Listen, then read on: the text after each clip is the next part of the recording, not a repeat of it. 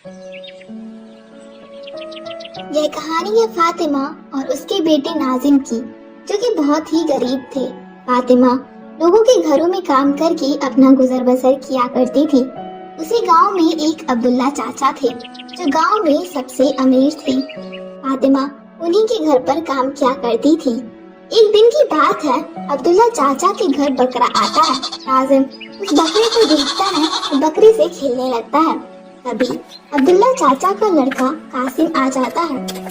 چل ہٹ میرے بکرے کے پاس سے، یہ تیری اوقات سے باہر ہے، تم غریب اسے چھو بھی نہیں سکتے۔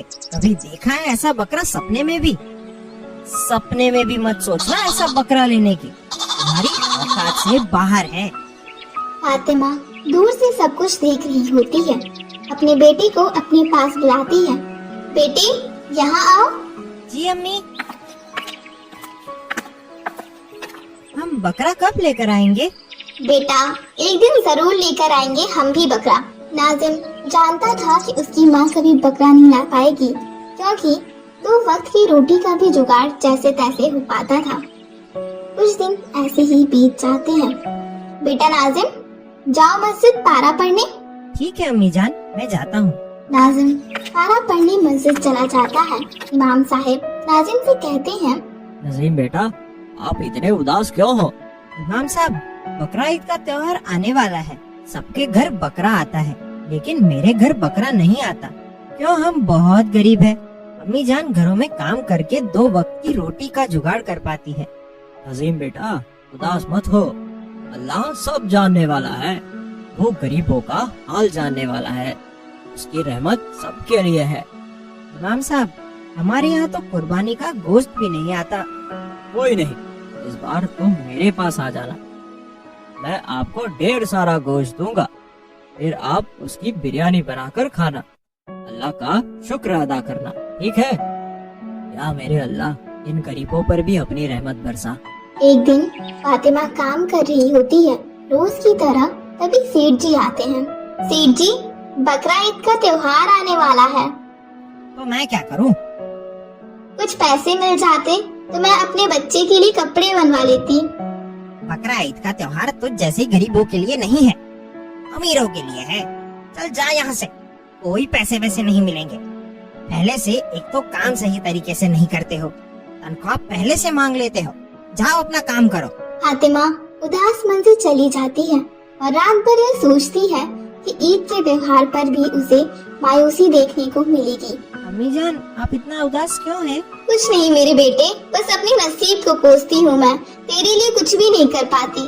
تیرے ابو زندہ ہوتے تو تمہیں یہ دن دیکھنے کو نہ ملتے جو میری وجہ سے دیکھنے کو مل رہے ہیں۔ یا اللہ ہم غریبوں پر اپنی رحمت فرما۔ امی جان آپ اداس مت ہویا کریے، میں آپ سے کچھ نہیں مانگوں گا، نہ ہی کپڑے نہ ہی کھلونے۔ اگلے دن گاؤں کے سبھی لڑکے اپنا بکرا لے کر گھومتے ہیں، جو اچھے اچھے پوشاک پہنے ہوئے ہوتے ہیں۔ بکرے ہر طرح کے تھے۔ ناظم ان لوگوں کو حسرت بھری نگاہوں سے دیکھتا ہے، سوچتا ہے کہ کاش میرے پاس بھی ایک بکرا ہوتا، اور ناظم ہاتھ اٹھا کر اللہ سے دعا کرتا ہے، یا میرے اللہ، کیا میرے پاس کبھی میرا بکرا نہیں ہوگا جو تیری راہ میں قربانی دے سکوں؟ مجھے بھی ایک بکرا چاہیے، اپنی رحمت کی بارش ہم غریبوں پر بھی کر دے میرے مالک، مجھے بھی ایک بکرا دلا دے میرے مالک۔ تبھی ناظم روتے ہوئے راستے سے جاتا ہے، اسے ایک پتھر سے ٹھوکر لگ جاتی ہے اور کافی چوٹ آتی ہے۔ وہ دیکھتا ہے کہ اس پتھر کے نیچے ایک سونے کی انگوٹھی ہوتی ہے جو بہت چمک رہی ہوتی ہے۔ ناظم اسے دیکھ کر بہت خوش ہو جاتا ہے اور جلدی سے اپنے گھر جاتا ہے۔ امی جان کہاں ہو؟ جلدی آؤ۔ کیا ہوا بیٹا؟ امی جان دیکھو مجھے کیا ملا ہے۔ یہ تو ایک سونے کی انگوٹھی ہے، کہیں تم نے چوری تو نہیں کی؟ نہیں امی جان، ہم غریب ضرور ہیں، میری امی جان تمہاری پرورش نے مجھے یہ نہیں سکھایا کہ کسی کے یہاں چوری کروں۔ اللہ کا مجھے خوف ہے، میں نے بس روتے ہوئے اللہ کے آگے ہاتھ اٹھائے تھے، یا اللہ مجھے بھی ایک بکرا دلا دے۔ اور میں روتے روتے گھر کے لیے آ رہا تھا، تبھی اچانک میرا پاؤں ایک پتھر پر پڑتا ہے اور میں گر پڑتا ہوں۔ میں کیا دیکھتا ہوں، وہ پتھر کے نیچے ایک سونے کی انگوٹھی دبی ہوئی ہوتی ہے جو بہت چمک رہی ہوتی ہے، اور اس انگوٹھی کو اٹھا کر آپ کے پاس دوڑتا ہوا لے آیا लगता है बेटा अल्लाह ने तुम्हारी सुन ली। उसकी रहमत से कोई नहीं बचता, अमीर हो या गरीब, गरीबों पर तो उसकी हमेशा ही मेहरबानी रहती है। चलो हम इस अंगूठी को बेचकर तुम्हारे लिए एक बकरा लेकर आएंगे। तभी फातिमा नाज़िम को लेकर जाती है और उस अंगूठी को बेचकर उन पैसों से बकरा लेने के लिए बकरा मंडी जाती है। वहाँ खूब सारे बकरे होते हैं। अम्मी जान, मुझे भी ये वाला बकरा लेना है। ये देखो कितना सुंदर बकरा है। भैया यह बकरा कितने का दिया? ये बकरा 20,000 का है। ठीक है, आप हमें दे दीजिए। फातिमा और नाज़िम घर पर बकरे को लेकर आते हैं। नाज़िम उस बकरे के साथ खूब खेलता है, उसे हरे हरे पत्ते खिलाता है। देखो अम्मी जान, ये कितना समझदार है। ये तो मेरा कहना ही मानता है। लगता है कि मैंने इसे बचपन से ही पाला हो। ठीक है, हम एक छोटा सा बकरी का बच्चा लाएंगे। उसे पालना और बड़ा करना ठीक है। बकरा ईद का दिन नजदीक आ जाता है। मुझे बहुत रोना आ रहा है। अम्मी जान, मुझे इससे प्यार हो गया है। इसके बिना मेरा जी कैसे लगेगा? कोई नहीं बेटा, अल्लाह के घर जाकर यह बहुत खुश रहेगा। वहाँ ये अकेला थोड़ी होगा, वहाँ तो लाखों इसके दोस्त होंगे। सच अम्मी जान? चलो अब अपने प्यारे बकरे को अलविदा कहो, इसके जाने का वक्त हो गया। अल्लाह ताला मेरे बच्चे की प्यारी चीज की कुर्बानी को कबूल फरमा। वह दोनों बकरे को अल्लाह की राह में कुर्बान कर देते हैं और अल्लाह से दुआ करते हैं कि जैसे हमारी मदद की है वैसे ही हर गरीब की अल्लाह ताला तो मदद करना और अपनी रहमत की बारिश हर गरीब पर करते रहना। यह कहानी है बाबरपुर गांव में रहने वाले एक मजदूर की। जमाल के घर में उसकी बीवी जीनत और 4 बच्चे सबा, जहीर, सोनी और रूही रहते थे। वो लोग बहुत गरीब थे। एक दिन सुबह जमाल अपनी मिल जाता है। मिल पहुंचकर जमाल को मिल का मालिक अनवर बुलाता है और कहता है, जमाल चाचा, अब आप अपना हिसाब करवा लीजिए। क्यों मालिक, मुझसे कोई गलती हो गई है क्या? ऐसी बात नहीं है, हमारी मिल बहुत घाटे में चल रही है। इतने मजदूरों की तनख्वाह नहीं दे पा रहा हूँ। अनवर की बात सुनकर जमाल अपने घर की तरफ चलने लगता है। रास्ते में जाते हुए जमाल को बच्चों के स्कूल के शिक्षक मिल जाते हैं जो कहते हैं, जमाल साहब, आपने बच्चों की फीस 5 महीने से नहीं भरी है। अगर आपने अगले 1 हफ्ते में फीस नहीं भरी तो हमें आपके बच्चों को स्कूल से निकालना होगा। जी मैं जल्द से जल्द फीस जमा करवा दूंगा। अगले दिन जमाल को जो पैसे अनवर ने दिए होते हैं वह उन पैसों को स्कूल में जमा कर देता है। फीस जमा करने के बाद जमाल अपने घर जाता है और अपनी बेटी से पानी मांगकर पीता है। पानी पीने के बाद जीनत उससे कहती है, क्या हुआ, आप कुछ परेशान लग रहे हैं। जीनत की बात सुनकर जमाल उसे सारी कहानी बताता है। या अल्लाह, ये क्या हो गया? 2 दिन बाद तो रमजान भी शुरू है, अब हमारे घर का खर्चा कैसे चलेगा। तभी जमाल की सबसे छोटी बेटी रूही और बेटा जहीर आकर कहते हैं, अब्बा रमजान आ रहा है, आप फल लेकर आना। हाँ अब्बा, बहुत दिन हो गए फल खाए हुए। हाँ इंशाल्लाह, ठीक है। अगले दिन रमजान का चांद दिखता है। चांद को देखकर बच्चे बहुत खुश हो जाते हैं और रूही कहती है, अब तो खाने के लिए बहुत सारे फल मिलेंगे। अब सहरी का वक्त हो जाता है। जमाल के पास इतने पैसे भी नहीं थे कि वो दूध खरीद पाता। वे सब रात का बचा हुआ खाना खाकर रोजा रखते हैं। अब इफ्तार का वक्त होता है। जमाल की सबसे बड़ी बेटी कुछ दाल चावल बनाती है। तभी रूही कहती है, अम्मी थोड़ा सा शरबत भी बना लो, मैं पड़ोस की खाला से बर्फ लेकर आती हूँ।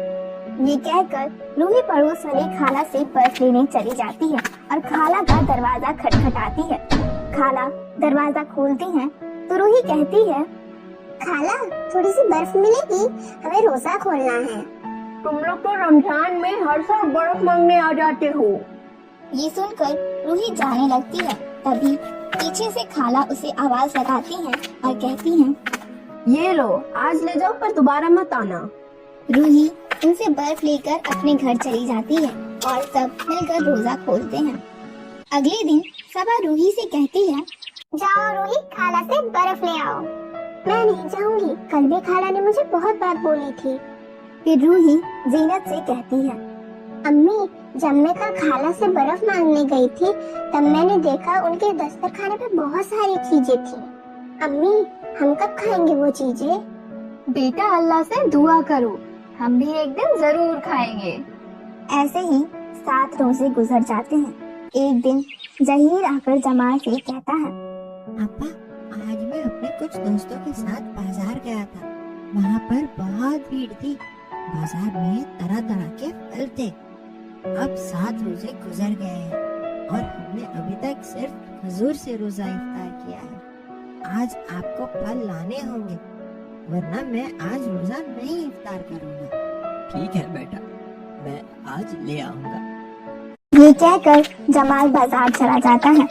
जब जमाल अपनी जेब में हाथ डालता है तो वह देखता है कि उसके पास सिर्फ 50 रुपए होते हैं। तभी जमाल एक फल वाले से सेब के दाम पूछता है तो फल वाला कहता है, ये सेब 200 रुपए के हैं और ये वाले 300 रुपए किलो। जमाल फल वाले को 50 रुपए देता है और कहता है, इसमें जितने सेब आए मुझे दे दो।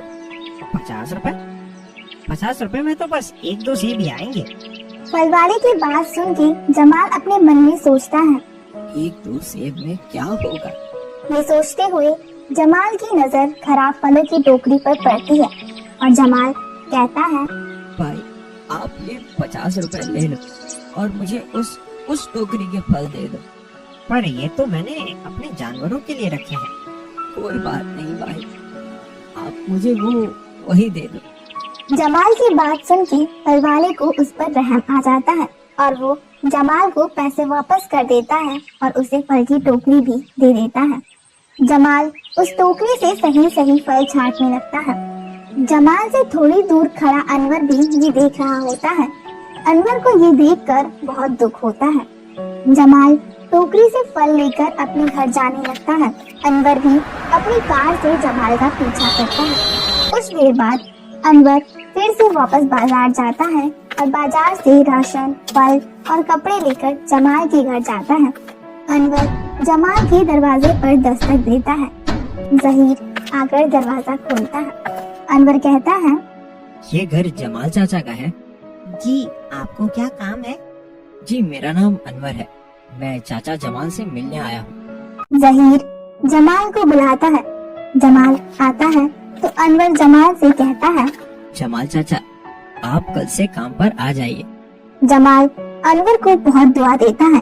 अनवर अपने घर चला जाता है। घर पहुंचकर अनवर अपनी बीवी से कहता है, रूबी, आज दिल में कुछ ठंडक सी पड़ी। क्यों, क्या हुआ? अल्लाह जो करता है अच्छा ही करता है। तभी अनवर के पास एक फोन आता है। अरे, ये किसका फोन है? फोन पर बात करने के बाद अनवर बहुत खुश हो जाता है। क्या हुआ, आप इतने खुश क्यों हो गए? रूबी, पिछले 2 महीने से मेरी 20 लाख की डील रुकी थी, वो आज हो गई और 20 लाख रुपए मेरे खाते में भी आ गए। जिसको सुनकर वो दोनों भी बहुत खुश हो जाते हैं। अगर हमारी कहानी अच्छी लगे तो लाइक करें, शेयर करें और सब्सक्राइब करें।